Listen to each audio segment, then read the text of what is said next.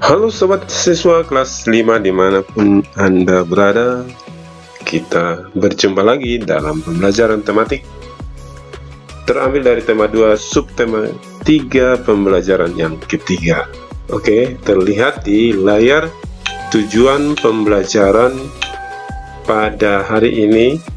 Dengan membaca teks, siswa mampu menjelaskan informasi terkait dengan pertanyaan apa, di mana, bagaimana, dan mengapa. Dengan berdiskusi, siswa dapat menjelaskan akibat yang terjadi jika masyarakat tidak bertanggung jawab atas masalah sampah.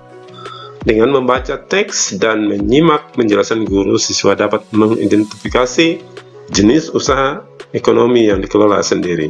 Dengan membaca teks, menyimak penjelasan guru, dan berdiskusi, siswa dapat menjelaskan cara menghargai usaha ekonomi orang lain.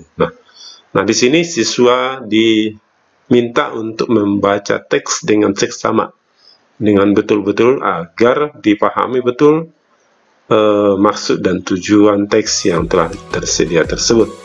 Oke, kita langsung saja kita ke materi pelajaran. Masalah sampah menjadi masalah yang umum dihadapi masyarakat di kota atau daerah manapun. Berita berikut menyajikan upaya seorang pemimpin daerah untuk mengatasi sampah. Tapi sebelum itu kita memutar dulu cuplikan video tentang keadaan sampah di beberapa daerah. Berikut videonya.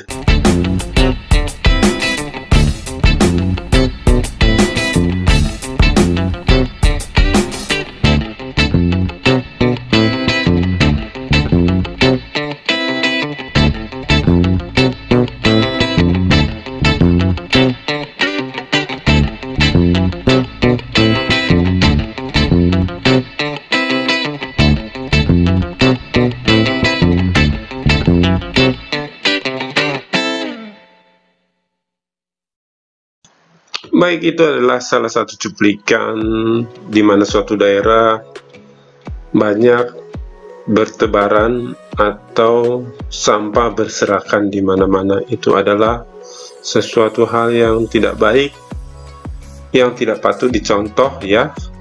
Kita harus membuang sampah pada tempatnya agar nanti sampah dapat diolah kembali, di-recycle kembali menjadi pupuk, bisa menjadi alat-alat kerajinan, dan lain sebagainya. Kita lihat bacaan berikut ini. Kelurahan Babakan Pasar luncurkan gerakan pungut sampah. Agar masyarakatnya sadar dengan kebersihan lingkungan, terutama masalah sampah, Kelurahan Babakan Pasar mengajak warganya dalam gerakan pungut sampah, disingkat GPS. Lurah Babakan Pasar, Rokib Ahmudri, menyatakan GPS ini merupakan program pemerintahan kota atau Pemkot Bogor pada tahun 2016. Program ini bertujuan agar kota Bogor terbebas dari sampah. Karena masalah sampah merupakan tanggung jawab seluruh masyarakat. Sampah ini bukan hanya tanggung jawab pihak kelurahan atau orang per orang, tetapi tanggung jawab bersama kita semua. Jelas oleh sang wali kota. Maaf, sang Pak Lurah maksudnya. Rokib berharap ke depannya warga Babakan Pasar lebih peduli lagi dengan sampah yang selama ini selalu berserakan sehingga wilayah Babakan Pasar terbebas dari sampah. Walaupun sampah ini sudah tertata dengan baik, selain indah dipandang, maka masyarakat pun akan terhindar dari penyakit mukasnya. Itulah bacaan tentang kegiatan pengolahan sampah di Babakan Pasar. Nah, di sini ada beberapa pertanyaan yang harus dijawab oleh semua siswa. Jawablah pertanyaan-pertanyaan berikut berdasarkan bacaan. Kelurahan Babakan Pasar luncurkan gerakan pungut sampah di atas yang tadi yang sudah kita baca. 1. Di mana lokasi daerah pada berita tersebut? Berita atau yang diceritakan tadi terjadi di mana ya. Mungkin bisa kita lihat seperti ini. Nah, tempatnya adalah di Kelurahan Babakan Pasar. Jadi jawaban nomor 1 jawabannya adalah di Kelurahan Babakan Pasar. Kita lihat coba nomor 2. Apa masalah yang dihadapi? Tentu yang dihadapi adalah masalah tentang sampah ya. Masih di paragraf 1. Nah, ini masalah sampah. Oke. Kemudian nomor 3, 4, 5, 6, 45 silahkan diteruskan ya di buku tulisnya. Bagi yang punya buku paketnya, di buku paket harus diisi. Oke, yang tidak punya buku, di buku tulis saja sekalian jawabannya. Kita lanjut ke halaman berikutnya, berdiskusi. Apa yang terjadi jika masyarakat tidak mau bertanggung jawab atas masalah sampah? Diskusikanlah dengan kelompokmu, lalu sampaikan hasilnya di depan kelompok-kelompok lain. Nah, untuk kegiatan diskusi kelompok tentu sementara ini tidak bisa kita lakukan.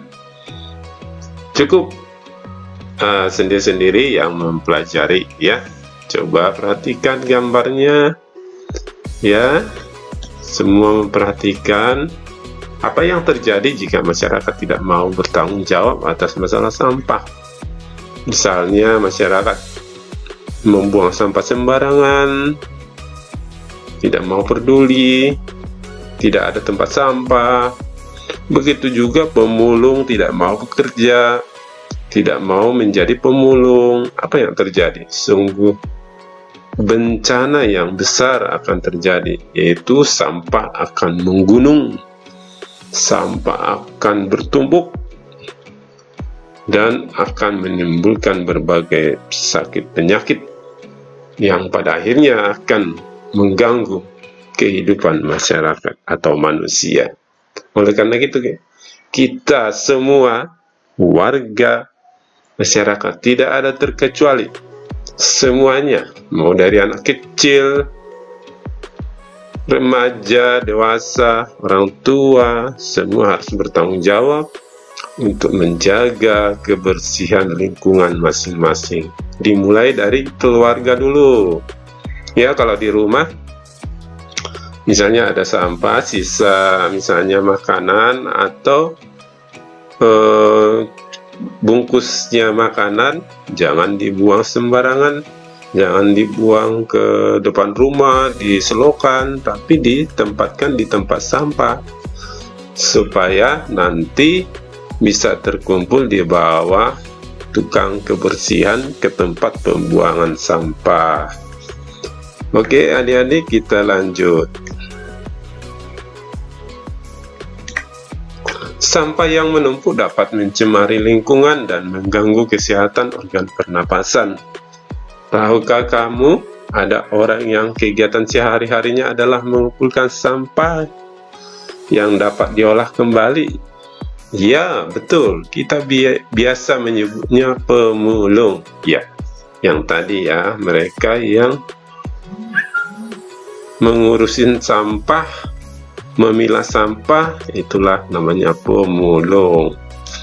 Para pemulung mengumpulkan botol-botol plastik, koran bekas, majalah bekas, dan benda-benda lain yang dapat diolah lagi. Benda-benda itu disetorkan kepada orang-orang yang dapat mengolahnya menjadi benda-benda lain yang berguna. Berikut ini beberapa gambar benda hasil daur ulang. Nah, ini adalah hasil daur ulang yang diperoleh dari sampah. Ya, produk-produk yang diolah menjadi dari sampah. Seperti ini ya.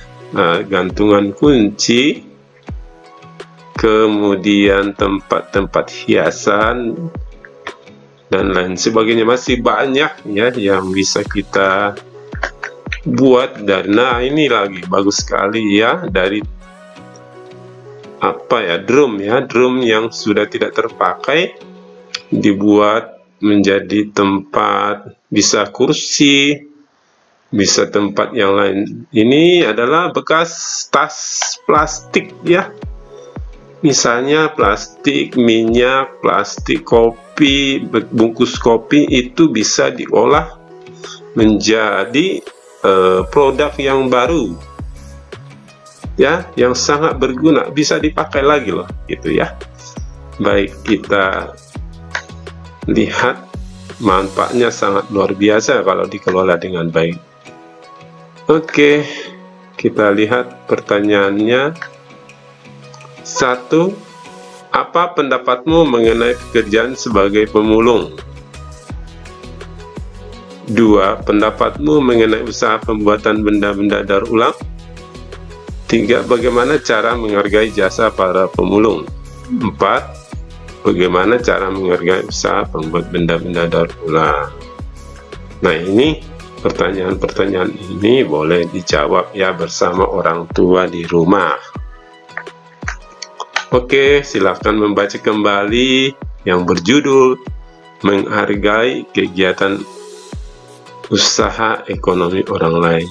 Silahkan dibaca, jangan tidak dibaca. Dibaca supaya paham, agar literasi semakin berkembang, ya, pemahamannya luas. Ayo renungkan apa akibatnya jika kita tidak menghargai kegiatan orang lain dalam usaha ekonomi. Apa akibatnya? Ya, baca dari tadi bacaan dan diskusikan dengan keluargamu bersama orang tua atau saudara di rumah. Cara-cara menghargai jenis usaha membuat benda-benda daur ulang. Baiklah para siswa kelas 5 yang Bapak banggakan, demikian dulu untuk penjelasan di pembelajaran 3 ini. Semoga bermanfaat. Kita bertemu kembali dalam pembelajaran keempat berikutnya. Wassalam.